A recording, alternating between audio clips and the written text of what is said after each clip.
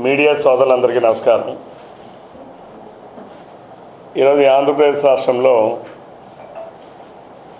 కరెక్ట్గా ఏడాది కావచ్చింది. ఈ ఏడాదిలో అనేక మార్పులు. 2024 జూన్ 3వ తారీఖు నాటికి ఈ రాష్ట్రంలో ఒక దౌర్భాగ్యమైన ప్రభుత్వం,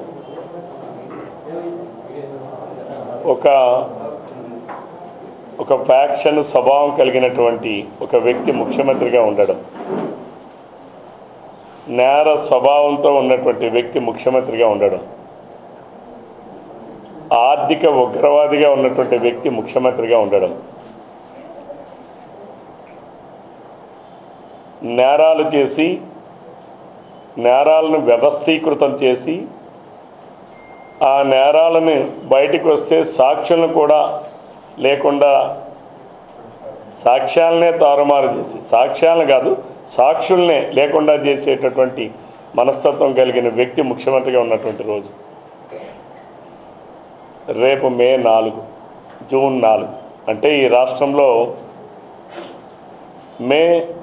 జూన్ 4, 2024 నాడు ప్రజలు ఏదైతే మరో స్వాతంత్రం కోసం 1947కు ముందు స్వాతంత్రం కోసం పోరాటంలో గాంధీ గారు అహింస మార్గాన్ని ఎన్నుకున్నారు.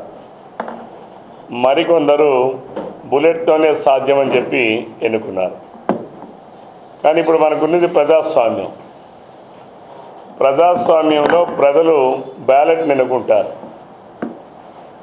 బ్యాలెట్ ద్వారా 2024లో జరిగినటువంటి ఎన్నికల్లో ఏదైతే ప్రజాస్వామ్యాన్ని హత్య చేసి ప్రజల తాలూకా హక్కుల్ని కాలరాసి కాలాంతకమైనటువంటి ఘోరమైన పరిపాలన అందించినటువంటి జగన్మోహన్ రెడ్డి ప్రభుత్వాన్ని జూన్ 4, 2024న ప్రజలు సమాధి కట్టారు. ఆ ప్రభుత్వాన్ని సమాధి కట్టారు. వైఎస్ఆర్సీపీ ప్రభుత్వాన్ని, జగన్మోహన్ రెడ్డి నాయకత్వాన్ని. రేపు జగన్మోహన్ రెడ్డి గారి నాయకత్వంలో ఈ రాష్ట్రంలో ఆయన పిలిపిచ్చాడు. ఆ పిలుపు వాళ్ళు ఏమన్నారు, దాన్ని వెన్నుపోటు దినం అని. అది వెన్నుపోటు దినం కాదు. రేపు జగన్మోహన్ రెడ్డి, వైఎస్ఆర్సీపీ నాయకులు, వైఎస్ఆర్సీపీ కార్యకర్తలు జరుపుకోవాల్సింది ఏంటంటే, ప్రజలు ఆ రోజు సమాధి కట్టారు. అంటే అప్పుడు పిండం పెట్టేశారు ప్రజలు జగన్మోహన్ రెడ్డి ప్రభుత్వానికి, వైఎస్ఆర్సీపీ ప్రభుత్వానికి. రేపు సంవత్సరేకం చేసుకోవాలి. వాళ్ళు చేయాల్సిందేంటి, సంవత్సరేకం. వైఎస్ఆర్సీపీ నాయకులు ఇంక్లూడింగ్ జగన్మోహన్ రెడ్డి, నీ ప్రభుత్వానికి నువ్వు రేపు సంవత్సరేకం చేసుకో. ఎందుకంటే నీ పరిపాలన అంత దౌర్భాగ్యమైన పరిపాలన ఈ భారతదేశంలో ఎక్కడా లేదు అని చెప్పి ప్రజలు ప్రజా తీర్పు ద్వారా, బ్యాలెట్ ద్వారా నిరూపించారు. నీ ప్రభుత్వానికి పిండం పెట్టారు. నువ్వు రేపు జరుపుకోవాల్సింది సంవత్సరేకం. అంటే ఎవరైనా ఒక వ్యక్తి చనిపోతే సంవత్సరం నాడు సంవత్సరేకం అని చెప్పి జరుపుతారు. అలాగే రేపు వైఎస్ఆర్సీపీ పార్టీకి ఈ రాష్ట్రంలో జరగబోయేది సంవత్సరేకం. ఇక్కడ జగన్మోహన్ రెడ్డి మాట్లాడతాడు వెన్నుపోటుకి ప్రతిరూపం ఎలా ఉంటావయ్యా అంటే, జగన్మోహన్ రెడ్డి రూపంలో ఉంటానని ఆ వెన్నుపోటు చెప్తూ ఉంటుంది. మీరు అడగండి ఎక్కడైనా. నేను ఈ ఆంధ్రప్రదేశ్ రాష్ట్రంలో పులివెందుల్లో నేను ఉంటాను, నేను జగన్మోహన్ రెడ్డి రూపంలో ఉంటానని చెప్పి సాక్షాత్కరించి ప్రజలందరికీ చెప్పినటువంటి వ్యక్తి జగన్మోహన్ రెడ్డి. ఎందుకంటే ముందు ఎవరికి వెన్నుపోటు పొడిచాడు, ముఖ్యమంత్రిగా ఉంటూ కనీసం పులివెందుల్లో ప్రజలకి త్రాగడానికి, వ్యవసాయానికి నీళ్ళు ఇవ్వలేనటువంటి వ్యక్తి. ఆ కుటుంబమే గత 40-50 సంవత్సరాల నుంచి పార్లమెంట్ సభ్యులుగా, శాసనసభ్యులుగా, మంత్రులుగా, ముఖ్యమంత్రులుగా ఉండి కూడా ఆ ప్రాంత రైతాంగానికి నీళ్ళు ఇవ్వలేదు. కాబట్టి అతిపెద్ద వెన్నుపోటుదారుడు, ప్రజలకు వెన్నుపోటుదారుడు ఎవడైనా ఉన్నారంటే అది జగన్మోహన్ రెడ్డి. అలానే పాపం ఎత్తుకొని పెంచినటువంటి ముద్దాడినటువంటి బాబాయిని మర్డర్ చేయించినటువంటి వ్యక్తులతో ములాఖత్తులు జరుపుకొని మరి ఈరోజు బాబాయి కుటుంబ సభ్యుల్ని గొడ్డలతో మర్డర్ చేయించిన వ్యక్తులతో మిలాఖత్ అయి ఈరోజు బాబాయ్ కూతుర్ని బాబాయ్ భార్యని పిన్నిని వెన్నుపోటు పొడిచినటువంటి వ్యక్తి జగన్మోహన్ రెడ్డి. అలానే తల్లికి చెల్లికి జన్మనిచ్చినటువంటి తల్లి, అలాగే తోడబుట్టినటువంటి రక్తం చెల్లి, ఆస్తి కోసం చెల్లికి తల్లిని వెన్నుపోటు పొడిచినటువంటి వ్యక్తి రాష్ట్రంలో ఎవరైనా ఉన్నారంటే జగన్మోహన్ రెడ్డి. మీరు ఒక్కసారి నేను ఆంధ్ర రాష్ట్ర ప్రధానికానికే కాదు ప్రపంచంలో ఉన్నటువంటి తెలుగు వారందరూ కూడా గడిచిన చరిత్రలందరూ కూడా ఒకసారి తిరిగేయండి. అనేక మంది ఆంధ్రప్రదేశ్ రాష్ట్ర ముఖ్యమంత్రులుగా పనిచేశారు. ఆ రోజు దామోదరం సంజయ్ దగ్గర నుంచి ఇప్పుడు తెలంగాణలో ఉన్న రేవంత్ రెడ్డి గారు కావచ్చు, లేదా ఆంధ్రప్రదేశ్ రాష్ట్రంలో ఉన్నటువంటి చంద్రబాబు నాయుడు గారు కావచ్చు, ఏ ఒక్క కుటుంబంలోనైనా అన్నదమ్ముడికి మోసం చేశాడనో, తల్లిని మెడపంటికి గెంటేశాడనో, లేదా చెల్లిని మోసం చేశాడనో, చెల్లి ఆస్తుల్ని ఆక్రమించాడనో ఏ ముఖ్యమంత్రి మీదైనా గడచిన 70 సంవత్సరాల చరిత్రలో ఎంతోమంది ముఖ్యమంత్రిగా పనిచేశారు. జలగం వెంకటరావు గారు పనిచేశారు, కోట్ల విజయభాస్కర్ రెడ్డి గారు పనిచేశారు, అలానే నీలం సంజీవ్ రెడ్డి గారు, పివి నరసింహారావు గారు, అట్లానే భవనం వెంకటరామరెడ్డి గారు, అలానే టంగుటూరు అంజయ్య గారు, ఎన్టీ రామారావు గారు, చంద్రబాబు నాయుడు గారు, రేవంత్ రెడ్డి గారు, కేసీఆర్ గారు, మరి చెన్నారెడ్డి గారు, అంటే అలాగే ఎంతోమంది ముఖ్యమంత్రిగా పనిచేశారు. మీరు ఒకసారి చూడండి. అంటే ఇది ప్రజలు గమనించాలి. ఒక వ్యక్తి ఎటువంటి వాడు అనడానికి ఈ సంఘటనలన్నీ కూడాను జగన్మోహన్ రెడ్డి అనే వ్యక్తి ఎంతటి దౌర్భాగ్యుడు అనేటటువంటి దానికి ఇవన్నీ కూడా నిదర్శనాలు. సార్, ఏ ఒక్క ముఖ్యమంత్రి కూడా ఆ తల్లి కోర్టుకెళ్ళా ముఖ్యమంత్రిగా పనిచేసిన వాళ్ళు, లేదా చెల్లి నా వాటాను మా అన్న ముఖ్యమంత్రి గుండా లాక్కున్నాడని ఎవరు వెళ్ళా, లేదు సొంత అన్నదమ్ముల్ని సొంత బాబాయిల్ని మర్డర్ చేయించి ఆ రక్తాన్ని చేతులకు అంటించుకొని ఆ రక్తాన్ని చిందించినటువంటి కుటుంబానికి వెన్నుపోటు పొడిచిన సందర్భాలు ఎక్కడ కూడా ఉమ్మడి రాష్ట్రంలో ఎక్కడా ఎప్పుడు జరగల. దీనికి అంతటికీ కారణం జగన్మోహన్ రెడ్డి అనేటటువంటి వాడు. పహల్గామ్ తీవ్రవాదులు కన్నా ప్రమాదమైనటువంటి వ్యక్తి ఆంధ్రప్రదేశ్ రాష్ట్రంలో ఎవరైనా ఉన్నాడంటే అది జగన్మోహన్ రెడ్డి. తీవ్రవాదులు కేవలం మతోన్మాదం అనేటటువంటి పిచ్చితో చేస్తున్నటువంటి వెర్రి పనులు, పిచ్చి పనులు.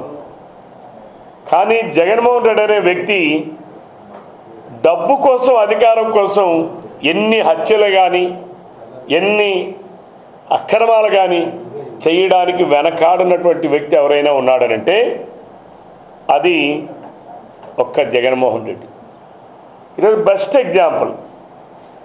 నిన్నను గడచిన 5 సంవత్సరాలు ఈ రాష్ట్రంలో ఈరోజు మన ప్రకృతి అందాలకు ప్రసిద్ధమైనటువంటి అరకు కావచ్చు, పాడేరు కావచ్చు, ఆ ప్రాంతాల్లో ఆ రోజు గతంలో ముఖ్యమంత్రిగా చంద్రబాబు నాయుడు గారు ఉండేటప్పుడు గిరిజనులతో గిరిజన ప్రాంతాల్లో కాఫీ తోటలు పెంచి అరకు కాఫీని ప్రమోట్ చేశాం. కానీ జగన్మోహన్ రెడ్డి గారు ముఖ్యమంత్రి అయిన తర్వాత గంజాయిని, కాఫీ తోటలన్నీ నరికించి గంజాయిని ప్రోత్సహించి వేల ఎకరాల్లో గంజాయిని, కొన్ని లక్షలాది టన్నులు గంజాయిని పండించి ఈ భారతదేశంలో ఎక్కడైనా గంజాయి దొరికిందనంటే అది ఆంధ్రప్రదేశ్ రాష్ట్రంలోనే పండిస్తున్నారు, ఇక్కడి నుంచే వెళ్ళిందని అనేక కేసులు బుక్ చేశారు. ఈ భారతదేశంలో కొన్ని లక్షల టన్నుల గంజాయిని పట్టుకొని. అటువంటి గంజాయి స్మగ్లర్స్ని ఈరోజు తెనాలిలో రిపీటెడ్గా గంజాయి స్మగ్లింగ్ చేసినటువంటి వ్యక్తి అనేక ప్రజల్ని రౌడీజంతో భయభ్రాంతులు గురి చేస్తున్నటువంటి వ్యక్తిని మరలా గంజాయి ఆయన తీసుకొచ్చి అమ్మితే ఆయనకి ప్రజల ముందు బుద్ధి చెప్పాలని పోలీసులు వాళ్ళు ఏదో అతన్ని 2 దెబ్బలు కొడితే దానికి కూడా ఈరోజు కులం రంగు అంటించినటువంటి వ్యక్తి మా గనుడు ఎవడైనా ఉన్నాడంటే జగన్మోహన్. అది ఎందుకు? ఒక రౌడీ షీటర్, ఒక గంజాయిని విక్రయాలు చేస్తున్నటువంటి అమ్ముకునేటటువంటి వ్యక్తి గంజాయి అమ్ముతున్నాడని ఒక కానిస్టేబుల్ పట్టుకుంటే ఆ కానిస్టేబుల్ ఒక బీసీ వర్గానికి చెందినటువంటి వ్యక్తి, ఆ కానిస్టేబుల్ భార్య ఎస్సీ దళిత జాతికి చెందినటువంటి వ్యక్తి. ఒక గంజాయి అమ్ముతున్నాడని ఒక కానిస్టేబుల్ పట్టుకుంటే కానిస్టేబుల్ మీద తిరగబడి కానిస్టేబుల్ మీద తీవ్రంగా దెబ్బలు కొట్టి కానిస్టేబుల్ని చంపడానికి ప్రయత్నం చేస్తే కానిస్టేబుల్ భార్య వెళ్ళి పోలీస్ స్టేషన్లో ఫిర్యాదు చేస్తే ఆ ఫిర్యాదు మేరకు ఆ రౌడీ షీటర్ మీద పోలీసులు చర్యలు తీసుకుంటే వాడిని పరామర్శించడానికి జగన్మోహన్ రెడ్డి వెళ్తున్నాడంటే జగన్మోహన్ రెడ్డి ఎలాంటి వ్యక్తో ఒక్కసారి ప్రజలు ఆలోచించాలని కోరుతా ఉన్నారు.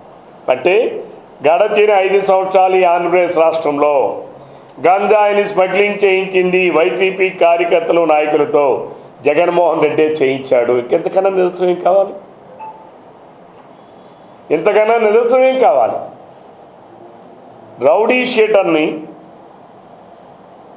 అంటే ఎస్సీ కులస్తులో బీసీ కులస్తులో లేకపోతే ఓసీ కులస్తులో రెడ్డి కులస్తులో కమ్మ కులస్తులో అయితే వాళ్ళు ఎవరైతే రౌడీజం చేయొచ్చా?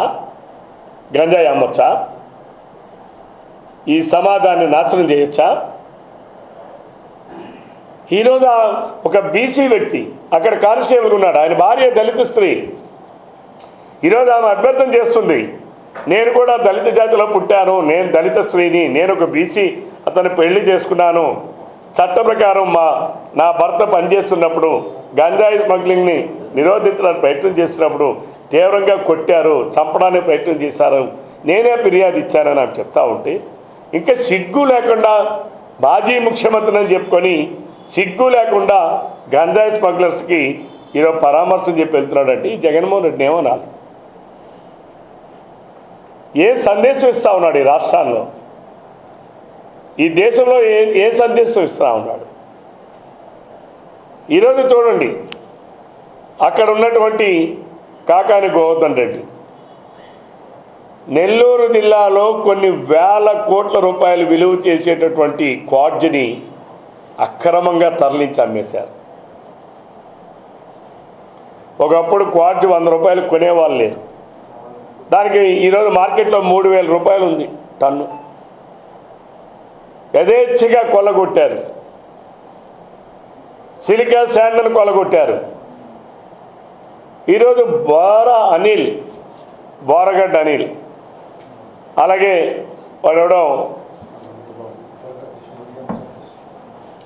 వాడు ఎంపీ నందిగాం సురేష్, వీళ్ళందరూ చదివి ఏమిటి? వాళ్ళు రేపులు చేసిన వాళ్ళు, మర్డర్లు చేసిన వాళ్ళు, మహిళల పైన మానభంగాలకు ప్రయత్నం చేసిన వాళ్ళు, మహిళల పైన అసభ్యకరంగా సోషల్ మీడియాలో ప్రవర్తించిన వాళ్ళు, చంద్రబాబు నాయుడు గారి కుటుంబాన్ని, లోకేష్ బాబు గారి కుటుంబాన్ని, అలాగే జనసేన నాయకులు మన పవన్ కళ్యాణ్ గారి కుటుంబాన్ని, చిన్న బిడ్డలను కూడా వదలకుండా దుర్భాషలాడ అసలు వినడానికి భరించలేని భాషతో సోషల్ మీడియాలో పనిచేస్తూ ఉంటే తన చెల్లిని, తన తల్లిని ఆ పులివెందుల్లో జగన్మోహన్ రెడ్డి అనుచరుడు అసభ్య పదజాలంతో వినడానికి, చదవడానికి కూడా అసభ్య పదజాలంతో ఉన్నటువంటి మాటలతో సోషల్ మీడియాలో చేస్తే కనీసం వాటిని కూడా సమర్థిస్తూ ఉన్నాడంటే అటువంటి వాళ్ళని ఈ జగన్మోహన్ రెడ్డి అసలు ఏమనాలి? ఇంకా అదొక రాజకీయ పార్టీ అయినా అని చెప్పి నేను అడుగుతున్నా. ఆయన అసలు ఒక రాజకీయ నాయకుడైనా అని చెప్పి అడుగుతున్నా. అసలు ప్రజాస్వామ్యంలో ఇటువంటి వాళ్ళు అసలు ఉండొచ్చునా అని చెప్పి నేను అడుగుతా ఉన్నా. ప్రజలు ఆలోచించాలి. గ్రామాల్లో ఎగ్జిస్టెన్స్ కోసం ఒక పార్టీ అధినేతగా ఉన్నటువంటి వ్యక్తులు ఇటువంటి వాళ్ళు రాజకీయ పార్టీల్ని, ప్రజాస్వామ్యాన్ని అడ్డం పెట్టుకుని, రాజ్యాంగాన్ని అడ్డం పెట్టుకుని రాజకీయ పార్టీలను పెట్టి తీవ్రమైన నేరాలు చేస్తూ ఉంటే ఈ నేరాలని ప్రజలు సమర్థిస్తారని చెప్పి నేను అడుగుతున్నా. విఘ్నులైన ప్రజలు విఘ్నత ప్రదర్శించిన ఓటనే ఆయుధం ద్వారా ఈ జగన్మోహన్ రెడ్డి ప్రభుత్వాన్ని, వైఎస్ఆర్సీపీ ప్రభుత్వానికి మీరు పిండం పెట్టారు. అందుకే నేను జగన్మోహన్ రెడ్డికి, వైసీపీ నాయకులకి, కార్యకర్తలు చెప్తున్నాను, రేపు మీరు సంవత్సరం శ్రద్ధ కర్మ, దాన్ని ఏమంటారు, సంవత్సరీకం అంటే అది కూడా ఏదో కర్మ అంటారు. ఏ కర్మ అంటారు? ప్రథమ వర్ధంతి కర్మ చేసుకోండి. మీరు చేయాల్సింది వెన్నుపోటుకి ప్రతిరూపం నువ్వే, వెన్నుపోటుదారుడు నువ్వే. నీ ప్రభుత్వానికి పెండం పెట్టి సంవత్సరం అయింది కాబట్టి మీరు సంవత్సరీకం జరుపుకోండి జగన్మోహన్ రెడ్డి అని చెప్పి ఈ సందర్భంగా సలహా ఇస్తూ, నేను తెలుగుదేశం జనసేన కార్యకర్తలకు కానీ ప్రజలకు కానీ రేపు మీకు వీలున్న దగ్గర ఆ పార్టీని బ్యాలెట్ అనేటటువంటి ఆయుధంతో పెండం పెట్టారు ఆ ప్రభుత్వానికి. రేపు మీరు కూడా అందరూ కాస్త సంవత్సరికాలు చేసి ఆ పిండాలు సమర్పించండి జగన్మోహన్ రెడ్డికి అని చెప్పి రాష్ట్రంలో ఉన్నటువంటి ప్రజానికానికి అందరికీ విజ్ఞప్తి చేస్తున్నాం. ఎందుకంటే జగన్మోహన్ రెడ్డి లాంటి వాడికి ఆ బాడీలో ఈ సిగ్గు, లజ్జ, పరువు ఇవేమీ ఉండవు. ఎందుకంటే ఆ పదార్థాలు లేవు. ఆ బాడీలో ఉన్నటువంటిది రక్తం కాదు. ఎందుకంటే తల్లి ఘోష పెడతా ఉంది, చెల్లి ఘోష పెడతా ఉంది, చిన్నాన్న కూతురు ఘోష పెడతా ఉంది, చిన్నాన్న మర్డర్ అయిపోయాడు, పాపం పిన్నేమో విధవైపోయింది. ఈరోజు ఎంతోమంది ఐపీఎస్లు, ఐఏఎస్లు జగన్మోహన్ రెడ్డి మాటలు నమ్మి జైలుకి పోయారు. అంతకుముందు వాళ్ళ నాన్న మాటలు మనం నమ్మి జైలుకి పోయారు. ఇప్పుడు కొడుకు మాటలు నమ్మి జైలుకి పోయారు. ఇంకా చాలామంది జైలుకి వెళ్ళడానికి సిద్ధంగా ఉన్నారు. ఇంకా ఆఖరు అన్ని వేళ్ళు కూడా ఏ స్కీమ్ చూసినా అన్నిట్లో కూడా స్కాములే. అన్ని స్కాముల తాలూకా అంతిమ లబ్ధిదారుడు ఎవరయ్యానంటే తాడేపల్లి ప్యాలెస్ వైపే అన్ని చేతులు చూపిస్తున్నాయి. త్వరలోనే ఆ ముహూర్తం కూడా ఖరారు అవుతుందని చెప్పి ఈ సందర్భంగా తెలియజేస్తూ, ఎవరు కూడా మిడిసి పడకండి. మిడిసి పడితే మినుగులు పురుగులా తయారవుతారు. వైసీపీ నాయకులకి అందరికీ నేను తెలియజేస్తా ఉన్నా, మీరు మిడిసి పడకండి. ఎవరైనా మిడిసి పడితే మీరు కూడా ఐఏఎస్లు, ఐపీఎస్లు అంతా వాళ్ళంతా ఇది కాదు. మీరు వాళ్ళకే చట్టం రక్షణ కరువైందనంటే ఈరోజు మీకు కూడా చట్టం దాని పని చేస్తుంది.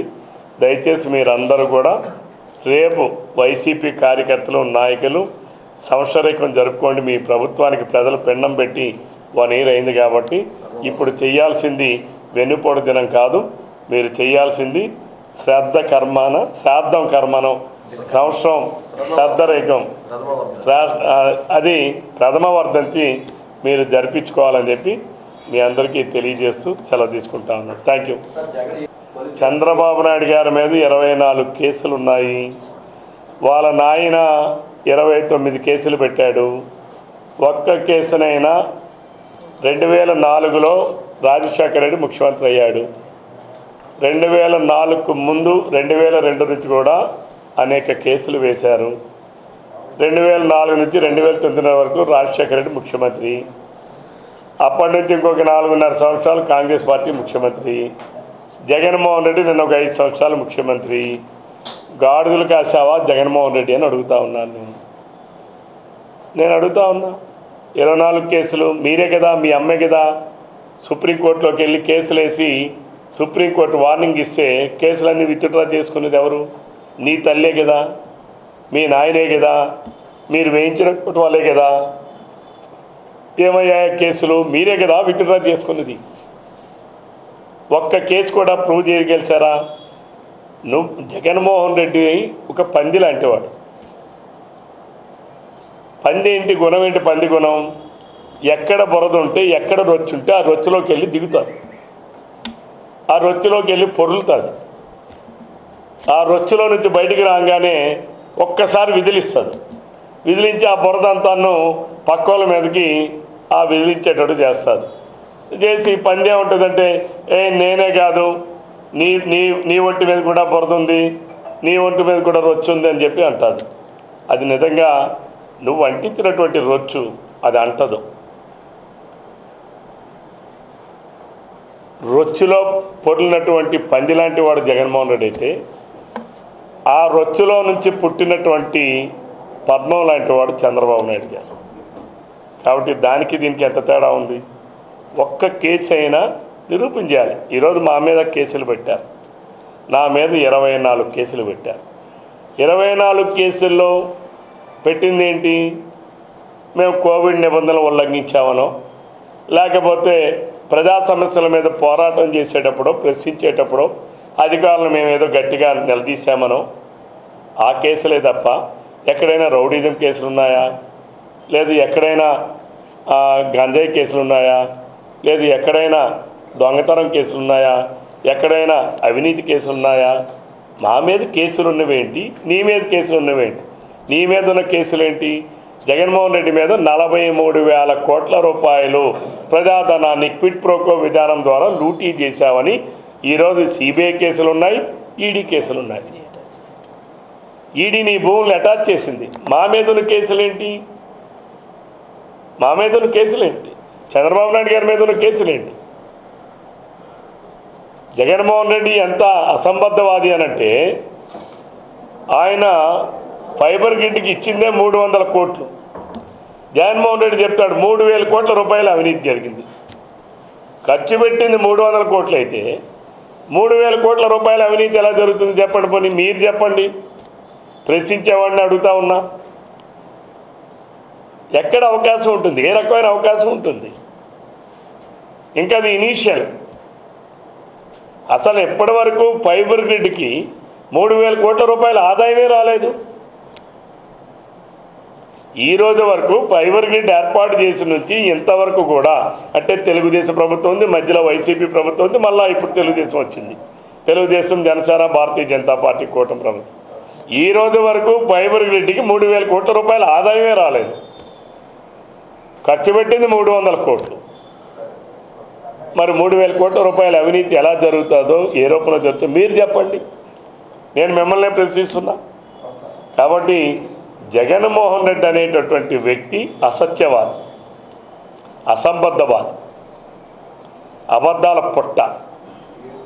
ఆయన ఒక అబద్ధాన్ని నేను 1000 సార్లు మాట్లాడితే ప్రజలు నిజం అనుకుంటారు అని భ్రమిస్తానని చెప్పి అనుకున్నాడు. అలా నమ్మించాడు. 2019లో ముందు నమ్మించాడు కాబట్టి ఒక్క ఛాన్స్ అంటే అధికారంలోకి ఇచ్చారు. కానీ ఆ ఒక్క ఛాన్స్, అది ఆఖరి ఛాన్స్ జగన్మోహన్ రెడ్డికి. ప్రజలు ఎప్పుడు జగన్మోహన్ రెడ్డి తన గమ్యస్థానానికి చేరుతాడని చెప్పి ప్రజలు ఎదురు చూస్తూ ఉన్నారు. Thank you.